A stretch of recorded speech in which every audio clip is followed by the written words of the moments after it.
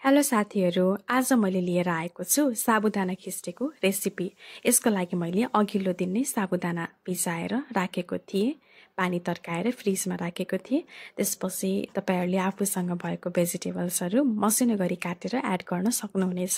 मैले प्याज अनि 2वटा सेमी, गाजर अनि त्यसपछि धनिया खोर्सानी गरेर यसरी मैले एड गर्दैछु र तातेको तेलमा अथवा घिउमा तपाईहरुले ज्वानो, मेथी, जीरा, अलिकति तोरी गरेर फ्राइसकेपछि अघि काटेका सबै भेजिटेबल्सहरू एड गर्न सक्नुहुनेछ।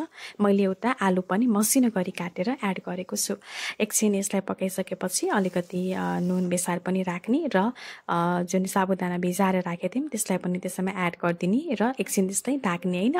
त्यसपछि हामीसँग रहेको छ काजु र अलिकति सानो खालको बदाम, यसलाई पनि पिसेर मैले त्यसैमा नै एड गर्नेछु। अघि ढाकेर राखेको थिएँ मैले, तपाईहरुले देख्न सक्नुहुन्छ कस्तो राम्रो देखिसकेको छ। यसैमा मैले अघि पिसेको काजु र बदाम पनि एड गरिसकेको छु। त्यसपछि मैले लास्टमा धनिया, त्यसपछि हरियो खुर्सानी र कागती एड गरेको छु।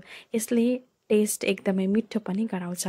सो साथीहरू, तपाईलाई कस्तो लाग्यो यो रेसिपी? तपाईहरु पनि आफ्नो घरमा ट्राई गर्नुहोस् है त। सो साथीहरू, भिडियो कस्तो लाग्यो कमेन्ट गर्न पनि नबिर्सिनुहोस् है त।